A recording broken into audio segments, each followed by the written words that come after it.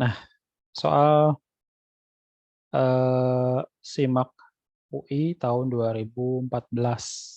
Jadi di tahun 2014 ini cuma ada 2 kode yang di-share di website-nya ya.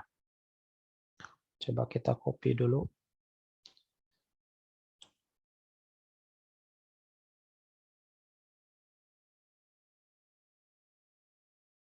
Nah, di sini mulai dari nomor 31.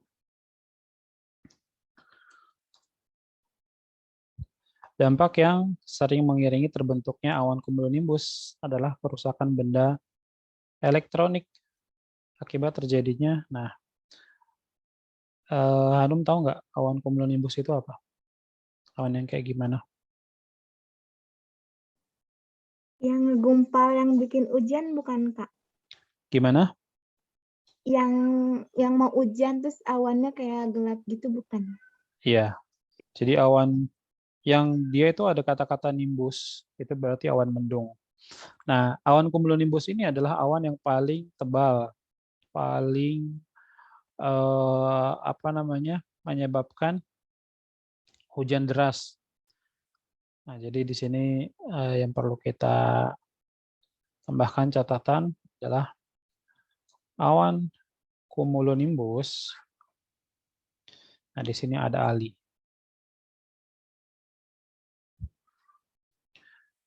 Awan cumulonimbus itu adalah awan tebal, nah, yang menghasilkan hujan deras disertai badai petir. Nah, gitu ya. Ini sebetulnya soalnya masih sangat analisanya nggak terlalu dalam lah. Artinya asal kita tahu apa itu awan cumulonimbus, maka kita bisa langsung nebak jawabannya berarti yang mana?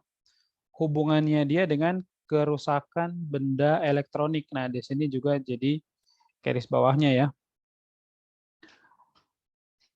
Fenomena apa yang bisa bikin barang elektronik rusak?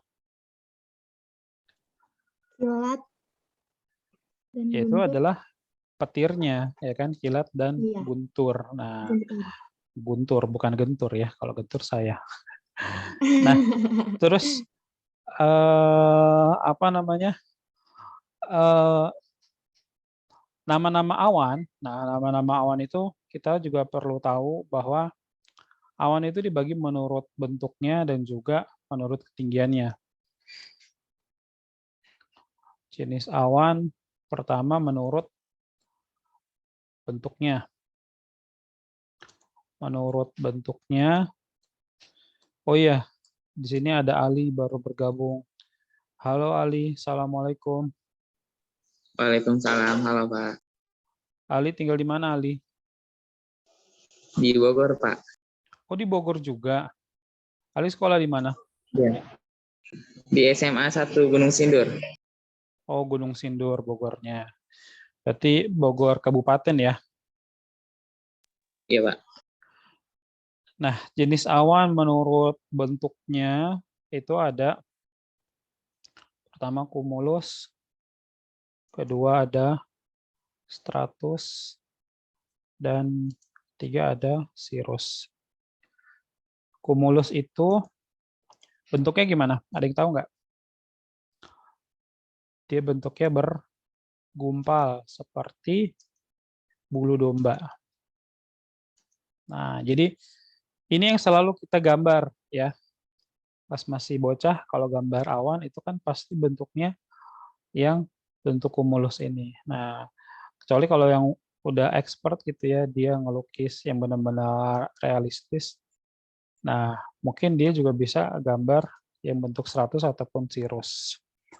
Stratus itu yang kayak gimana? Stratus itu dia, ingat aja kata strata. Strata artinya apa? Strata artinya tingkatan, bertingkat atau berlapis-lapis. Jadi di sini berlapis-lapis. Kemudian cirrus itu adalah awan yang tipis, nah, dan dia tipis seperti rambut, dan juga dia termasuk awan tinggi. Nah, kenapa Kak kok mesti disebutin termasuk awan tinggi? Kan kita masih ngomongin menurut bentuk. Iya, jadi kalau cumulus, pokoknya yang ada kata-kata cumulusnya itu, dia berarti yang bergumpal. Stratus itu berarti yang berlapis-lapis. Nah, kalau cirrus selain dia tipis, dia juga pasti tergolong awan yang tinggi. Nah, berikutnya kita ngomongin yang menurut ketinggiannya sekarang. Menurut ketinggiannya itu ada 3,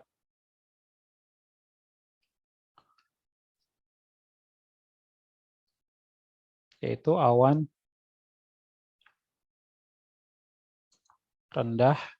Nah, yang tergolong awan rendah itu diantaranya ada cumulus, kemudian stratus. Terus ada lagi awan sedang. Awan sedang itu altocumulus dan juga altostratus. Nah, di sini kita bisa lihat sebetulnya dalam penamaan awan itu ada polanya. Jadi kalau awan sedang itu harus ada kata-kata alto, gitu ya. Altocumulus berarti apa? Altocumulus berarti awan yang ketinggiannya sedang, yang bentuknya gimana? Seperti bulu domba. Bergumpal seperti bulu domba. Nah, kemudian altostratus berarti awan sedang yang bentuknya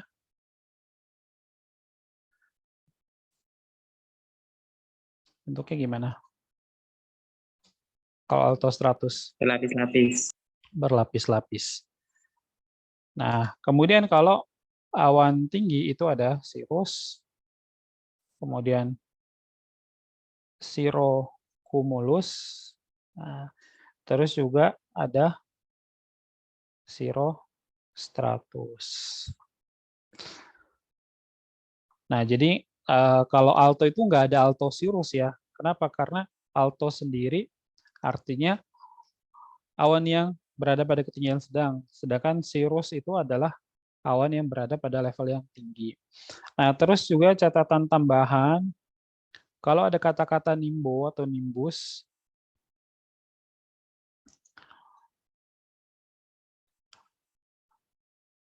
karena ini nanti tergolong namanya ya, kayak misalnya awan stratus. Nah, dia bisa disebut stratonimbus atau bisa juga disebut nimbostratus gitu. Yang jelas awan nimbo atau nimbus ini adalah awan mendung. Nah, awan mendung alias berwarna apa berarti? Kelabu atau berwarna gelap dan menghasilkan hujan. Nah, jadi ini ternyata masih termasuk soal yang belum susah-susah amat lah ya, asalkan kita memang tahu awan cumulonimbus itu apa. Ali, ada soal nggak, Ali? Enggak ada, Pak. Oh, nggak ada. Jadi kan sebetulnya kita nih sesi tanya jawab. Nah, ini kayak background saya nih, tulisannya sesi tanya jawab.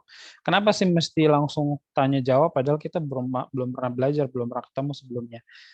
Ya, asumsi saya kalian udah pernah belajar, udah pernah coba-coba soal sendiri, belajar mandiri, terus sudah nemu soal-soal sulit gitu. Nah, maka lebih bagus kayak gitu kan, jadinya lebih lebih maksimal lah belajarnya.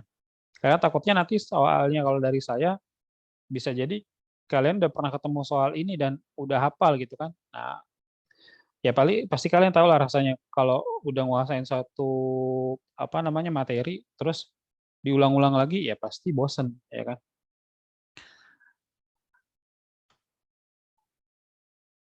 Nah, kalau soal nomor 32 ini Hanum sama Ali udah pernah nemuin belum? Belum, Kak. Belum. Kalau Belum, Hanum Pak. mungkin karena linjur kali ya. Jadi kemarin UTBK-nya Saintek atau Sosum, Hanum? Sosum, Kak, aku. Oh, emang Sosum dari awal ya, dari Iya. UTBK-nya. Iya. Ali, kalau Aku Ali, juga linjur. oh linjur Aku anak juga. Iya. Aku tapi UTBK ikut Sosum. Oh, Kenapa kalian pada linjur? Nah, ya udahlah ya. Memang juga kebanyakan gitu, maksudnya kalau kita cek satu persatu, mahasiswa jurusan, jadi yang udah kuliah gitu ya, mahasiswa jurusan hukum, mahasiswa jurusan akuntansi, cek satu persatu. Pasti mayoritas dari mereka waktu SMA-nya jurusan IPA gitu. Jadi anak IPA itu banyak ngambil jatah IPS, sedangkan IPS nggak mungkin masuk ke kedokteran, nggak mungkin masuk teknik. Nah, nomor 32 sekarang, apa yang diomongin di soal ini?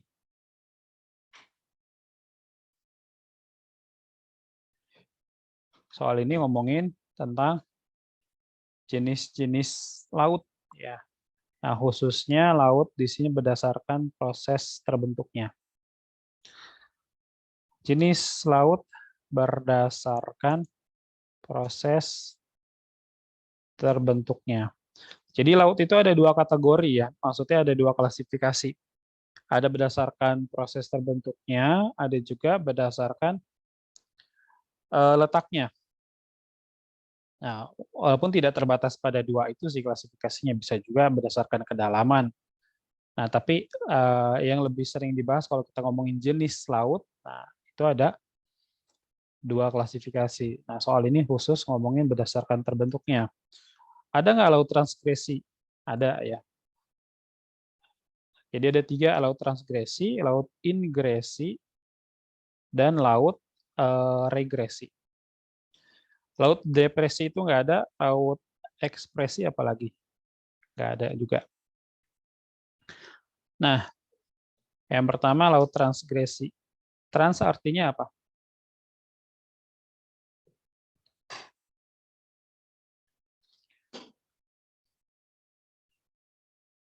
Halo, Hanum sama Ali. Apakah kalian masih di situ? Trans artinya apa? Kenaikan bukan, Kak? Apa? Kenaikan. Kenaikan. Nah, kata trans yang paling sering kita pakai dalam bahasa sehari-hari diantaranya transportasi, terus apa lagi? Transmisi, Jakarta. Transjakarta. Trans itu artinya pindah atau bisa juga berubah. Nah, transformer itu berarti berubah bentuk karena form itu kan artinya bentuk. Kenapa sih penting buat ngebahas itu? Karena kita belajar ilmu apapun, kalau ketemu istilah-istilah, gampangnya itu buat kita memahami dan supaya ingat dalam jangka panjang, kita kembaliin dia ke kata dasarnya. Nah, transgresi ini dia punya kata dasar trans. Trans itu artinya berubah ataupun pindah. Nah, berarti di sini transgresi itu adalah laut yang airnya berasal dari perubahan wujud. Nah, khususnya di sini pencairan es. Loh, kok bisa? Iya. Jadi kita perlu ingat bahwa dulu jauh sebelum ada kehidupan kayak sekarang di bumi, nah, bahkan jauh sebelum apa namanya manusia, nah, manusia kan makhluk terakhir yang diturunin ke bumi ya kan. Sebelum ada manusia ya udah ada hewan, tumbuhan, udah ada jin di sini. Nah, dulu tuh ada namanya zaman es. Nah, kalau orang-orang tuh kenalnya film kartun Ice Age gitu ya. Zaman es ya dalam bahasa Inggris disebutnya Ice Age. Nah, ketika zaman es itu, komposisi air di bumi itu beda banget dengan sekarang. Nah, ingat, saya sebut kata komposisi ya, bukan jumlah. Kenapa? Emang beda. Karena kalau jumlah, air di bumi itu nggak pernah berubah jumlahnya. Dari bumi waktu terbentuk sampai nanti kiamat, itu insya Allah jumlah air nggak akan berubah di bumi, selalu tetap. Nah, yang berubah itu adalah komposisinya. Komposisi itu maksudnya apa? Jadi air itu kan ada yang dalam bentuk air laut, ada yang dalam bentuk sungai, ada juga yang dalam bentuk es. Nah, kemudian awan pun juga itu termasuk air, termasuk juga uap air. Nah, ketika dulu zaman es itu kan daratan di bumi ini didominasi sama es. Kemudian gara-gara suhu bumi itu meningkat terus, nah es ini mencair besar-besaran. Ya, dampaknya apa? Dampaknya jelas komposisinya kan berubah. Yang tadinya mungkin es itu mendominasi, sekarang malah es itu adalah komposisi yang termasuk paling sedikit gitu ya. Kenapa? Karena kalian tahu nggak, dari 100% air yang ada di bumi, yang tadi terbagi menjadi ada laut, sungai, danau, uap air, awan, air tanah, dan seterusnya. 98% sekarang ini adalah air laut. Jadi selain air laut itu cuma 2%. Nah, berarti kan beda banget ya zaman sekarang ini dengan zaman es dulu. Nah, terus kaitannya apa dengan transgresi tadi? Gara-gara es mencair besar-besaran, maka terbentuklah lautan-lautan baru gitu, khususnya di tempat-tempat yang lebih rendah atau lebih cekung, itu nanti akan terisi air dan dia akan berubah menjadi lautan. Nah, jadi contohnya apa nih? Contohnya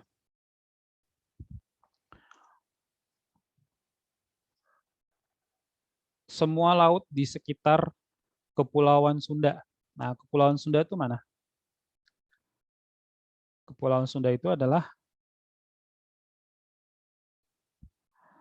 Sumatera, Jawa, dan Kalimantan.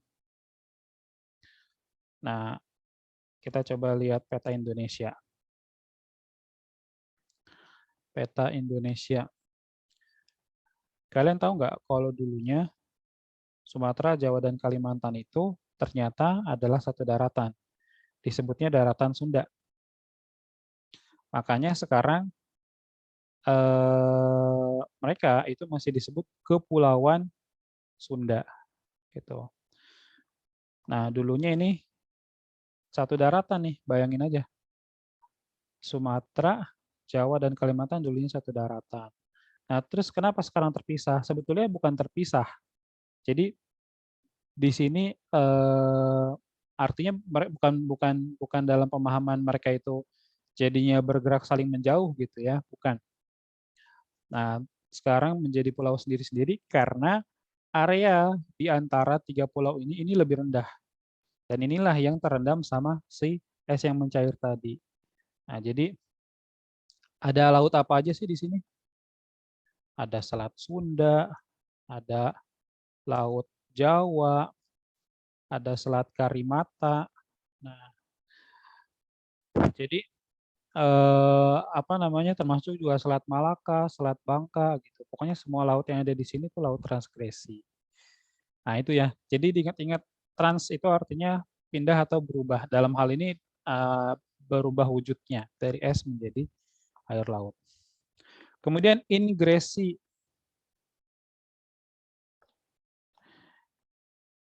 In itu artinya apa? In artinya Dalam bukan, Kak? iya dalam. Nggak usah apa malu-malu atau takut salah. Karena kalau kita nggak coba, kita nggak tahu kan gitu.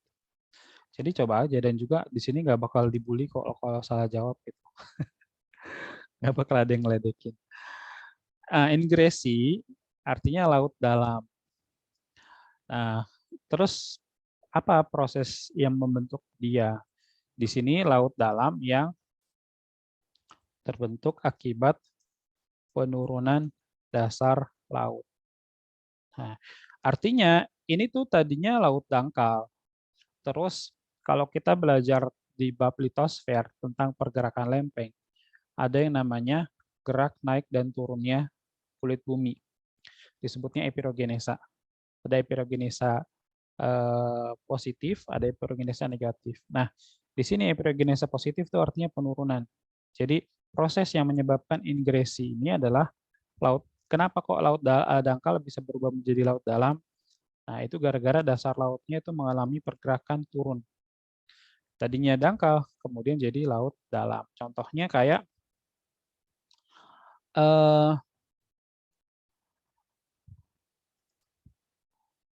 contohnya salah satunya adalah Laut Banda. Laut Banda tuh di mana? Nah, banyak yang suka salah jawab ditanya Laut Banda ada di Aceh, Kak. Banda Aceh bukan. Laut Banda itu beda dengan Banda Aceh. Laut Banda itu adanya di Indonesia Timur gitu ya. Nah, jadi dari warnanya juga kan kelihatan bahwa Indonesia Timur itu lebih lebih biru gitu ya, lebih gelap warna lautannya. Sedangkan Indonesia Barat itu lebih cerah. Nah, itu menunjukkan cerah itu kan dangkal. Kemudian yang gelap itu apa namanya lebih dalam.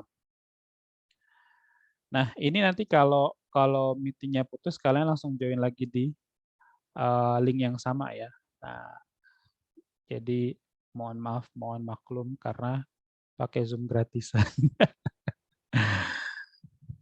Nah, kenapa nggak pakai Google Meet aja, Kak? Karena kalau Google Meet itu nggak bisa recording gitu ya. Ya bisa sih pakai aplikasi tambahan, cuma nanti ribet. Kemudian berikutnya regresi. Nah, di sini untuk mengingatnya kata regresi itu ada imbuhan re. Re itu bisa berarti mengulang, ya kan? Seperti misalnya reformasi, membentuk kembali, replay, memainkan kembali, terus apalagi banyak re-re yang lain lah gitu ya. Nah, tapi dalam hal ini regresi bukan berarti pengulangan, bukan berarti sesuatu yang kembali, tapi sesuatu yang berkurang. Jadi re itu juga bisa menjadi imbuhan yang membuat makna sebuah kata itu menjadi berkurang atau menurun gitu atau menjadi lebih sedikit. Contohnya, kalau kalian belajar sosiologi, oh iya kan harusnya sosiologi ya sekarang, tapi nggak apa-apa lah, geografi itu lebih susah. Ya udah lanjut aja, nggak usah terdistraksi. Kalau kalian belajar sosiologi, kan itu ada perubahan menurut arahnya, ada progres dan regres. Nah, progres artinya kemajuan, regres artinya kemunduran. Nah, jadi ingat itu aja.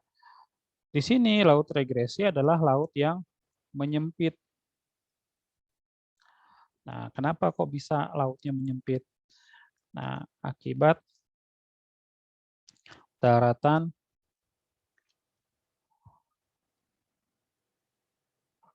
sedimentasi ataupun daratan yang meluas. Jadi gini, bumi luasnya pernah berubah nggak? Enggak. Nggak pernah, dari dulu sampai nanti kiamat insya Allah luasnya segini-gini aja, ya kan? Tapi yang berubah adalah dinamika daratan dan lautannya gitu ya. Nah, berarti konsekuensinya kalau kalau luas bumi ini nggak pernah berubah, volume bumi nggak pernah berubah, ketika ada daratan yang meluas, otomatis apa? Lautnya jadi menyempit, Mengecil. ya kan? Nah, karena ya mereka kan cuma apa namanya di permukaan bumi ini kan cuma terbagi dua, kalau nggak daratan ya lautan. Kalau daratannya meluas, maka mau nggak mau lautnya jadi menyempit. Kok bisa Kak kayak gitu? Iya tadi gara-gara sedimentasi. Sedimentasi itu artinya pengendapan. Misal nih ada suatu daratan yang di situ endapan lumpurnya banyak banget gitu ya, sedimentasinya tinggi lah bahasa kerennya.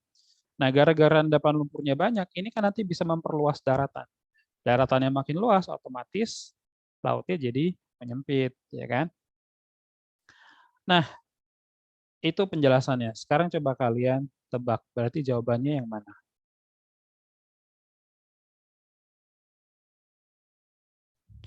Dengan kemunculan Gunung Krakatau di Selat Sunda, mengakibatkan laut di sekitar gunung tersebut mengalami fenomena yang disebut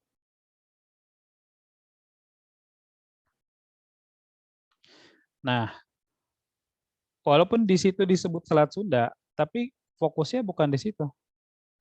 Tapi fokusnya di sini, di munculnya Gunung Krakatau. Ini highlight-nya, ya, yang mesti kita tandain sebagai penekanan, sebagai kata kuncinya.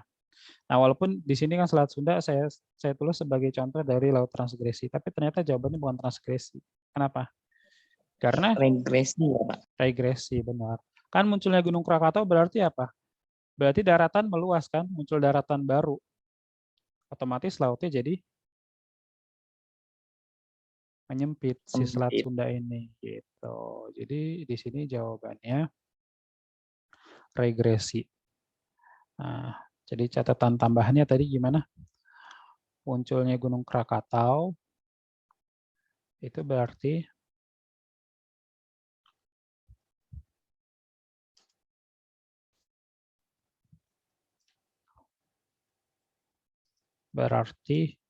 menambah luas daratan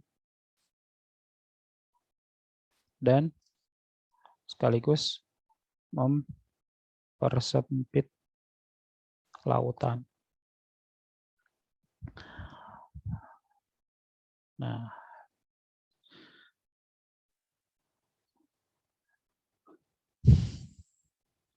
Nah, dari dua nomor yang barusan ada yang membingungkan nggak Hanum dan Ali?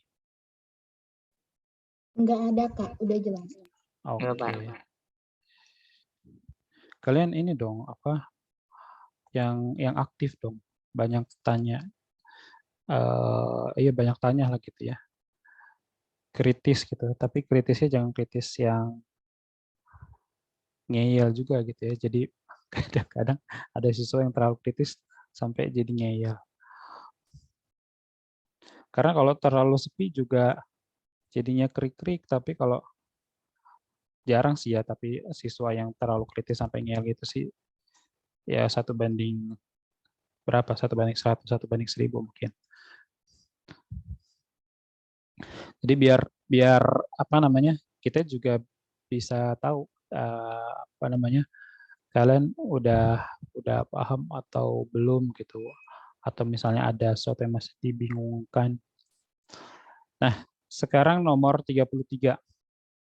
Hanum sama Ali tahu CBD nggak? Enggak, Pak. Tahu, Kak.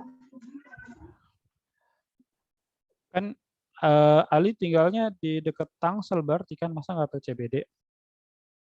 CBD kan Ciledug, tapi bukan ya, bukan CBD yang itu. CBD di sini, CBD di sini artinya Central Business District. Nah, kalau diterjemahin jadinya apa? Central Business District diterjemahin jadi pusat daerah kegiatan. PDK. Nah, contoh SCBD yang paling besar atau paling terkenal lah gitu ya adalah SCBD.